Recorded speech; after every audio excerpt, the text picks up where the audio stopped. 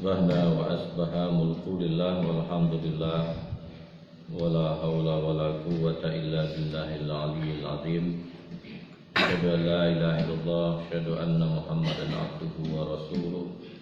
Allahumma shalli ala Muhammad wa ala ali Muhammad wa sallim wa radhiyallahu an kulli sahabati Rasulillahi ajma'in. Alhamdulillah, syukur kita kepada Allah Subhanahu wa taala. Pagi hari ini kita dihimpun oleh Allah di majelis ini.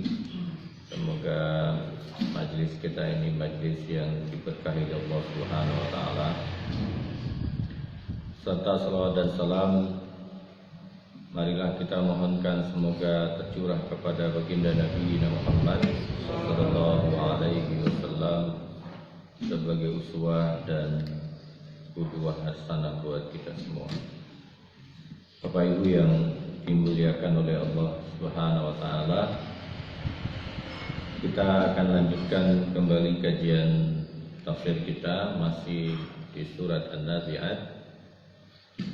Bapak Ibu yang dimuliakan oleh Allah, di surat sebelumnya kita sudah membahas surat An-Naba. Jadi setelah surat An-Naba itu adalah surat An-Nazi'at. An-Nazi'at kalau diterjemahkan di Kementerian Agama itu disebut dengan malaikat yang mencabut nyawa. Jadi ini adalah ismul fa'il yang menunjukkan dia adalah pelaku. Kalau kita lihat urutannya di surat An-Naba itu berawal dari keraguan-raguan, ya. Amma yatasaalun anin naba'il azim alladzi hum fihi mukhtalifun.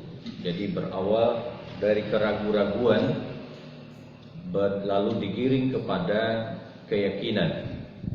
Tapi di surat An-Nazi'at berawal dari keyakinan dan digiring kepada keraguan-raguan. Di awal surat menunjukkan keyakinan itu, Allah menyatakan hal-hal yang mengakhiri dari sebuah kehidupan. Kenapa? Karena memang yang pasti dari kehidupan kita ini adalah kematian. Jadi kalau di surat An-Naba itu berawal dari keraguan bahwa apakah mungkin memang ada tentang hari kiamat itu. Padahal hari kiamat itu sesuatu yang pasti, ya, sesuatu yang pasti. Jadi hidup kita ini tidak ada yang pasti, tapi yang pasti adalah kematian kita. Yang pasti itu adalah barzakh kita, yang pasti itu adalah mahsyar kita, yang pasti itu adalah masa timbangan kita. Tapi di surat An-Nazi'at Allah memulai masuk ke rangka yang pasti itu, yaitu wan-nazi'at, yaitu penutup hidup kita ini. Penutup hidup kita ini adalah prosesi kematian. Ya, bagaimana kematian itu? Kalau dalam bahasa filsafatnya disebut dengan epistemologinya. Bagaimana kematian itu? Allah jelaskan. Allah jelaskan secara detail supaya keraguan di awal tadi di surat An-Naba itu menjadi fakta. Ya, menjadi fakta secara faktual. Berbeda ya Pak. Islam mengajarkan kita menggunakan dalam beragama ini menggunakan akal. Maka akal itu menjadi rukun kita beragama. Kan harus akil balik, ya, harus berakal. Kalau tidak berakal, dia akan kesulitan mencari keimanan. Pengakuan keimanan itu berawal dari mana? Dari akal. Maka kalau orang sudah tidak berakal, maka dia lepas tanggung jawabnya. Maka taklifnya tidak ada. beban yang diberikan. Sholat subuh ini akan menjadi beban ketika kita berakal. Kalau sudah tidak berakal, seperti orang mabuk, bayi, maka ditunggu dia berakal baru dia diberikan beban. Kalau orang mabuk, ditunggu selesai mabuknya, baru dia punya tanggung jawab. Nah, kalau ingin tidak diberikan tanggung jawab, silakan tidak berakal. Orang gila itu kan tidak perlu tanggung jawab, Pak. Jadi orang gila itu kapan dia gila? Nah, saat itulah dia tidak akan ditulis lagi catatannya. Maka kalau ingin tidak dicatat amalnya, ya silahkan gila kan begitu. Karena ukurannya adalah akal itu. Akal itu menggali keimanan itu sendiri. Berbeda Pak antara fakta dengan opini. Kalau opini itu adalah tafsiran daripada fakta. Jadi kalau Al-Quran bedanya apa? Kalau opini itu tafsir dari sebuah fakta, tetapi Al-Quran ditafsirkan dengan riwayat, berbeda dengan opini tadi. Kalau Pak Prabowo bilang bahwa kejadian di Sumatera Barat, Sumatera Utara, dan Aceh itu bisa diselesaikan, itu namanya opini dari fakta yang sebenarnya. Dia mencoba menafsirkan sesuai dengan apa yang mungkin dia bisa tafsirkan. Tapi apakah sama antara opini dengan fakta? Belum tentu. Belum tentu. Karena riwayatnya daripada opini itu tidak bisa dipertanggungjawabkan. Kalau Al-Quran, ketika kita menafsirkan wan nazi'ati gharqa, ada riwayatnya para ulama menjelaskan apa yang disebut dengan wa itu. Wa itu waw qasam. Ada muqsam mubih, ada muqsamu alaihnya. Ada ilmu yang menurunkan itu sehingga itu menjadi dalil, menjadi argumentasi yang tidak hanya sekedar disebut dengan opini. Nah, akal pun seperti itu. Akal itulah yang mencari keimanan. Mencari keimanan. Bapak Ibu yang dimuliakan oleh Allah Subhanahu wa taala, maka di surat An-Nazi'at ini Allah menggiring kita pada pintu kepastian yang pertama. Apa yang kepastian yang pertama?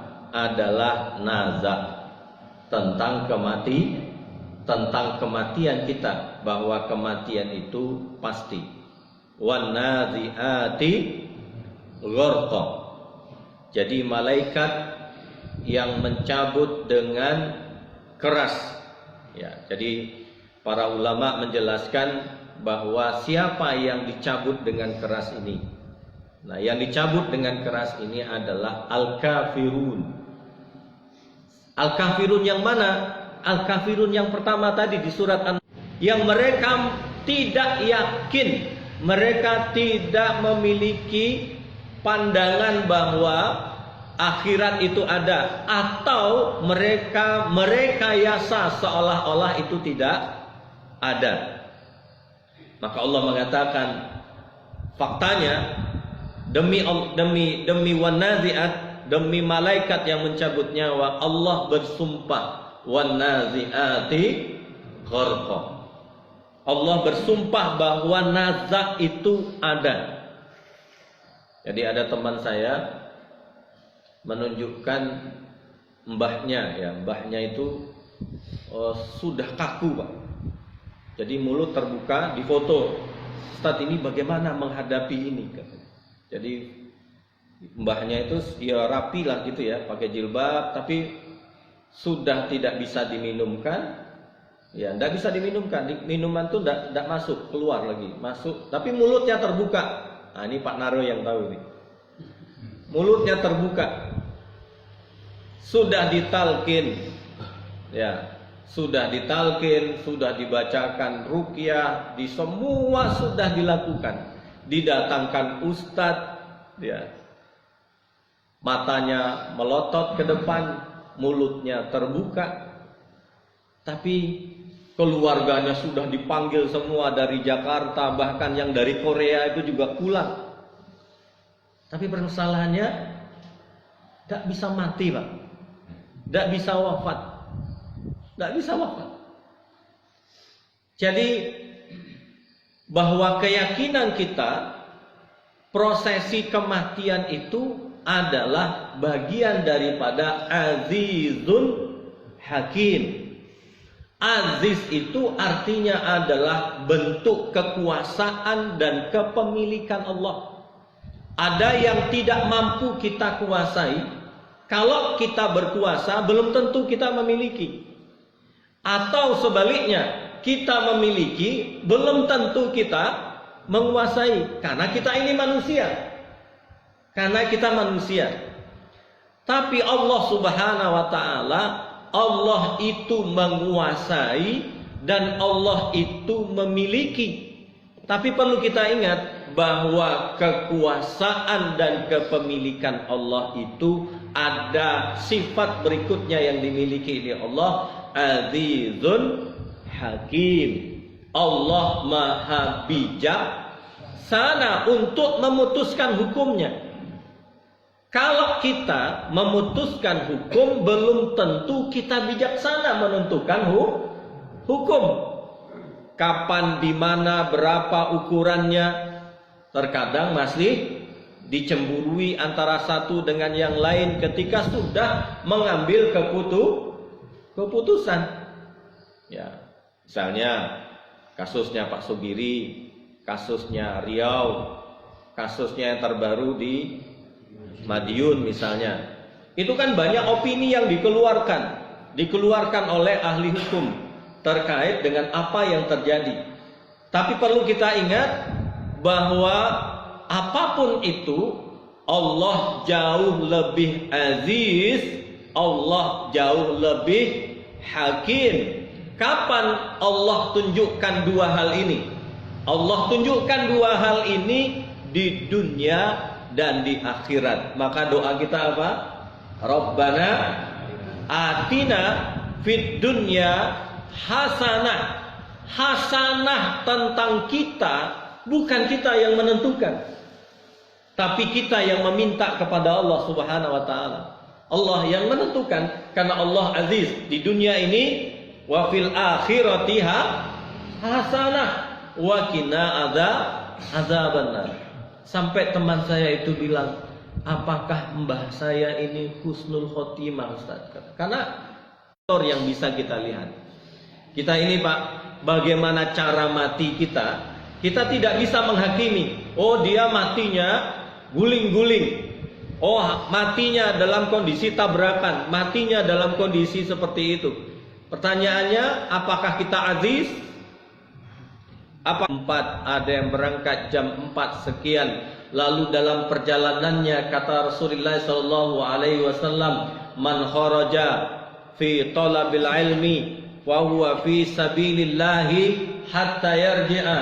Siapa yang keluar menuntut ilmu lalu dia wafat, maka dia fi sabilillah, dia dalam kategori fi sabilillah hatta yarji'a. Para muhaddisin menjelaskan yarji'a itu sampai dia pulang. Pulang itu maksudnya apa? Kalau seandainya dia wafat dalam perjalanannya menuntut ilmu itu, maka dia termasuk fi sabilillah. Yang Allah jelaskan, yang Rasulullah jelaskan adalah di atas apa dia dalam kondisi mati, bukan bagaimana dia mati. Jadi kalau di atas apa dia wafat, maka di atas menuntut ilmu dia wafat, maka kategorinya adalah fisabilillah. Fisabilillah. Ya, sama dengan orang misalnya, orang yang dalam kondisi haji dan umroh pakai ihram, lalu dia wafat. Maka kain kafannya dan tidak ditutup kepalanya, itulah cara dia untuk dikuburkan, kata Rasulullah sallallahu alaihi wasallam. Lalu sahabat bertanya, kenapa demikian ya Rasulullah? Karena nanti dia akan dibangkitkan dalam kondisi membaca talbiyah, labbaik Allahumma Labaik. Yang dijelaskan oleh Rasulullah bagaimana matinya, atau di atas apa dia mati? Di atas apa dia wafat? Yaitu di atas dia sedang hajjan wa umrotan lillah. Bapak Ibu yang dimuliakan oleh Allah, maka Allah menjelaskan itu. Supaya apa? Supaya akal kita ini menerima pada titik keyakinan terhadap Allah Subhanahu wa taala. Imam Ghazali, bapaknya itu sering menghadiri majelis. Ya, menghadiri majelis, dia lihat gurunya ini pintarnya luar biasa, solehnya luar biasa, ketaatannya luar biasa. Lalu dia iri. Ya Allah, berikanlah apa yang dimiliki oleh guruku ini untuk anakku, ya, untuk anakku. Apa yang sebenarnya ini kan menggunakan akal. Kenapa? Karena beliau sangat tahu, iza mata ibnu Adam in qata'a amaluhu illa bisalasin. Kalau kita sudah wafat, apa yang tertinggal bagi kita? Salah satunya adalah waladun saleh yad'ulah. Bagaimana caranya? Kan menggunakan akal. Bagaimana dia tetap mendapatkan amal soleh tetapi dia sudah wafat?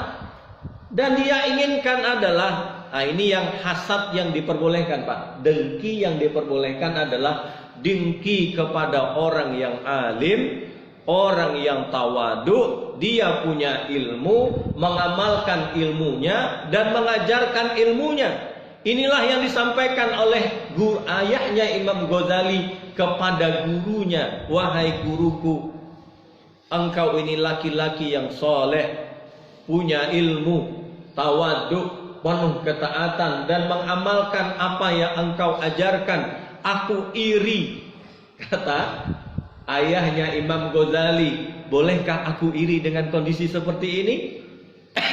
Kata gurunya, ini adalah salah satu iri yang diperbolehkan. Ya, yang diperbolehkan iri itu cuma dua. Iri kepada yang seperti tadi. Yang kedua, iri kepada sahibul malil mutabarrik.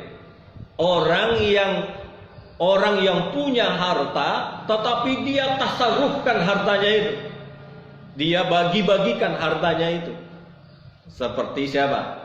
Utsman bin Affan. Seperti siapa? Abdurrahman bin Auf. Kalau iri dengan seperti ini diperbolehkan. Lalu kata gurunya, kenapa engkau mengatakan hal itu? Aku berharap ketika aku sudah tidak ada, anakku seperti dirimu. Sehingga idza mata ibnu Adam in qata'a amaluhu illa bisalasin, salah satunya waladun saleh yad'ulah. Menggunakan akal. Tidak salah pula ketika Nabi Zakaria meminta kepada Allah Subhanahu wa taala untuk mendapatkan anak, walaupun beliau sudah berumur 95 tahun dan istrinya mandul. Tetapi akal dipakai. Setelah itu puncaknya adalah keimanan. Di balik akal itu, karena akal ini mencapai keimanan. Apa kata Nabi Zakaria? Walam akum biddu'ai rabbi saqiya. Ya Allah, aku pingin punya anak. Aku sudah 95, istri mandul. Masuk akal gak, Pak? Kan tidak masuk akal. Yang masuk akal yang mana? Yang masuk akal adalah beliau tetap pingin punya anak untuk menggantikan beliau nanti menjadi imam di masjid. Walaupun secara akal tidak mungkin, tidak bisa diterima. Tetapi apa yang bisa diterima? Yang bisa diterima, Allah itu maha kuasa. Fa iza arada syai'an ayyakula lahu kun fayakun. karena dia terima dengan akalnya, dengan kun fayakun itu, dia mengatakan, walaupun aku sudah tua dan istriku mandul, walam akum bidu'ai rabbi sakiya, aku tetap minta pingin punya anak. Itulah yang menyebabkan Allah memberikan anak namanya Yahya kepada Nabi Zakaria. Bapak Ibu yang dimuliakan oleh Allah, maka Allah menjelaskan di ayat yang kedua, wa nasyitati nasta, ada yang dicabut dengan lembut, ya. Wasabihati sabha, malaikat yang turun dari langit begitu cepat seperti berenang di dalam tubuh itu. Bagaimana cara berenangnya malaikat itu di dalam tubuh ketika prosesi pencabutan nyawa kita? Wallahu alam. Wasabiqati sabqa, mereka saling mendahului antara satu dengan yang lain. Kapan yang masuk itu satu atau banyak, Ustaz? Yang turun itu banyak, tapi yang masuk itu cuma satu. Ya, cuma satu. Fasabiqati sabqa. Sabiqat itu dari kata fastabiqul khairat. Apa itu fastabiqat?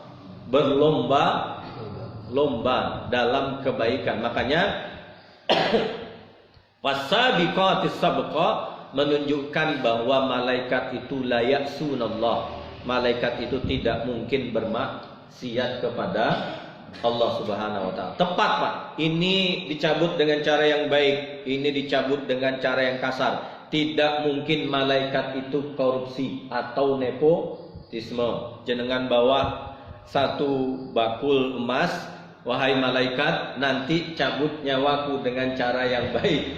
Gak bisa, Pak. Kenapa? Karena malaikat itu Allah mengatakan fasabiqati sabqa. Malaikat itu akan mencabut sesuai dengan amal kebaikan mereka. Fal mudabbirati amra. Karena malaikat itu mengatur semua urusan. Malaikat itu, Pak, siang hari mereka rapat di lautan, malam hari mereka gentayangan di langit sana. Ngapain, Pak? Mendengar bisikan-bisikan, ya. Makanya nanti kalau mendengar sepotong bisikan lalu dia datang kepada dukun, wahai dukun, aku mendengar begini. Dan disampaikan oleh syaitan. Lalu diterima oleh dukun. Lalu ada orang yang datang ke dukun, lalu diminta maharnya dari dukun. Lalu ternyata terjadi. Sebenarnya itu hanya potongan-potongan berita. Fal mudabbirati amro. Ada yang memang terjadi di dalam kehidupan kita ini, dan kejadian-kejadian itu sudah diatur oleh malaikat. Makanya, Pak, kita yakini bahwa menurut panjenengan, apakah mungkin kita bisa iri antara satu dengan yang lain? Padahal drama hidup kita ini sama atau berbeda? Berbeda. Wong anaknya berbeda, suaminya berbeda, tingginya berbeda, kulitnya berbeda, rambutnya berbeda, dramanya pun berbeda. Lah saya kemarin satu kamar dengan dua orang, bercerita tentang hidupnya. Kenapa sampai di sini, saya bilang kan, bercerita. Bayangkan, Pak, seorang bapak-bapak berumur 47 tahun menceritakan hidupnya, menangis. Laki-laki menangis di depan saya, baru kali itu saya lihat. Menangis, bercerita tentang hidupnya dari awal sampai dia bisa berangkat. Satu lagi ternyata tidak jauh lebih parah. Mendengar itu, ternyata mereka bercerita ke temannya. Lalu ada yang WA saya, Ustadz, saya mau curhat. Ustadz lagi di mana? Saya lagi Masjid Nabawi boleh Ustadz saya mau bicara setelah zuhur nanti di tiang Masjid Nabawi. Boleh, saya bilang. Saya tunggu di sini. Lalu berceritalah dia. Apa katanya? Ustadz, saya ini tidak pernah sholat. Plus sebelumnya ini katanya. Masjid Nabawi inilah sholat pertama saya. Astagfirullah. Masjid Nabawi inilah sholat pertama saya dan sujud pertama saya, Ustaz. Astagfirullah. Saya bilang kan luar biasa ya Pak ya. Sujud pertamanya di mana? Di Masjid Nabawi. Kita masih di Purbosuman ya. Sujud pertama di Masjid Nabawi. Apa kata beliau? Apa saya mungkin bisa berubah? Jadi setelah istrinya sakit parah kanker dan istrinya bernazar, nanti Mas, kalau saya sudah selesai operasi ini kita berangkat. Dan istrinya nggak ngasih tahu kalau malaikat atas izin Allah tentunya, dengan caranya masing-masing Pak, dramanya masing-masing. Jadi jangan lihat bahwa dia enak ya hidupnya. Pertanyaan saya, apakah panjenengan dan saya tahu tentang hidupnya? Tidak tahu Pak. Apakah kita mengerti tentang warisannya, tentang anaknya, tentang istrinya, tentang masa lalunya? Kita tidak tahu. Ternyata dari 28 orang yang saya bawa kemarin itu kan ada beberapa orang yang berpasang-pasangan. Ceritanya juga masing-masing, Masya Allah, unik-unik ceritanya. Unik-unik ceritanya. Saya bilang, kalau panjenengan mendengarkan cerita saya, ya doa ya, saya bilang. Fal mudabbirati amro, termasuk tadi. Tapi persoalannya Ustaz, apakah persoalan nazak itu yang pasti itu boleh kita pilih? Nah, disitulah titik temunya. Kita yang menentukan pilihan bagaimana kita akan pulang. Ya. Kalau tadi surat An-Naba berawal dari keraguan-raguan membawa kepada keyakinan, kalau surat An-Nazi'ah berawal dari keyakinan berakhir dengan keraguan.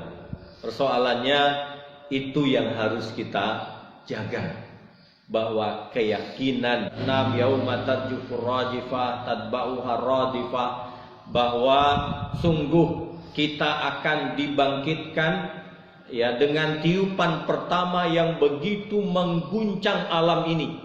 Ya, kita sudah lihat bagaimana Jogja.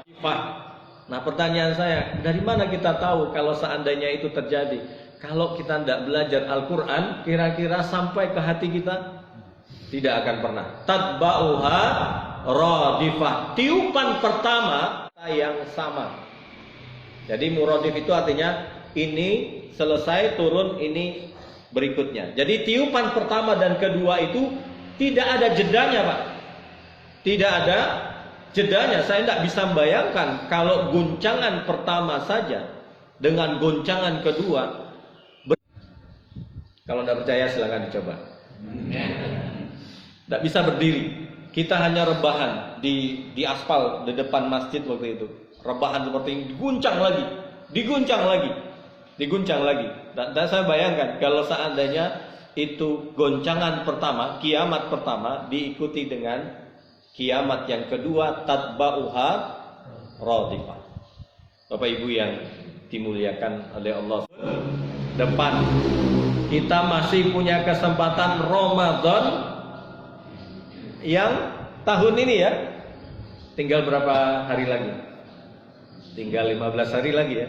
Tanggal berapa? Tanggal 18. Makanya kita meminta kepada Allah, karena kita tidak memiliki jangkauan itu, kita meminta kepada Allah, ya Allah, sampaikan aku di Rajab, Sa'ban, sampaikan diriku di bulan Ramadan. Kenapa? Karena 1